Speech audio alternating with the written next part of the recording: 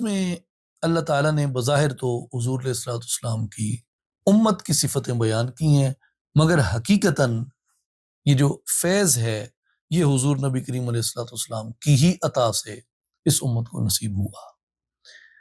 پہلی بات، کنتم خیر امت اخرجت للناس، تم ایک بہترین امت ہو، یہ پہلی بات ہے، کنتم خیر امت۔ اور اس کے بارے میں مختلف مفسرین نے لکھا ہے کہ خلقہم خیر امت کنتم خیر امت فی اللوح المحفوظ، ازل سے ہی اللہ نے نبی پاک علیہ السلام کی امت کے حق میں یہ لکھ دیا تھا کہ یہ بہترین امت ہے۔ آگے 4 صفتیں بیان ہوئی ہیں، اخرجت للناس، تم لوگوں کے لیے نکالے گئے ہو۔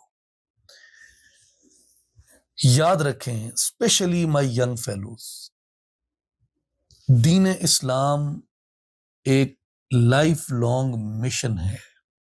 اخرجت للناس، جب آپ نے کہا نا لا الہ الا اللہ محمد رسول اللہ، یہ آپ کی ذمہ داری ہے، آپ نے اس دعوت کو آگے لے کے چلنا ہے، اسلام پھیلانے کی دعوت، اللہ کی دعوت، رسول صلی اللہ علیہ وسلم کی نبوت، ختم نبوت کی دعوت، اور اس شریعت کی دعوت، اور اس فلاح کی دعوت جس جانب قرآن نے بلایا اور جس جانب رسول صلی اللہ علیہ وسلم نے بلایا۔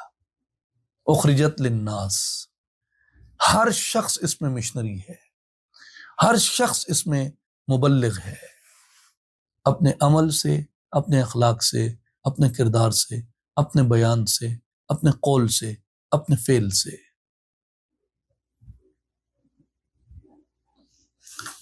دوسری بات، تأمرون بالمعروف، وہ جو نکالے گئے ہو کرتے کیا ہو اس میں؟ نیکی کا امر، وتنہون عن المنکر، برائی سے روکنا، وتؤمنون باللہ، اللہ پہ ایمان لانا۔ تو اس لیے یہ 4 صفتیں بیان ہوئیں۔ اخرجت للناس، دنیا کے لیے ایک پیغام لے کے جاؤ، کس چیز کا؟ نیکی کے پھیلانے کا، برائی سے روکنے کا، اللہ پہ ایمان لانے کا۔ یہ 4 چیزیں بنیادی اس آیت مبارکہ میں اللہ تبارک و تعالیٰ نے بیان فرمائی ہیں۔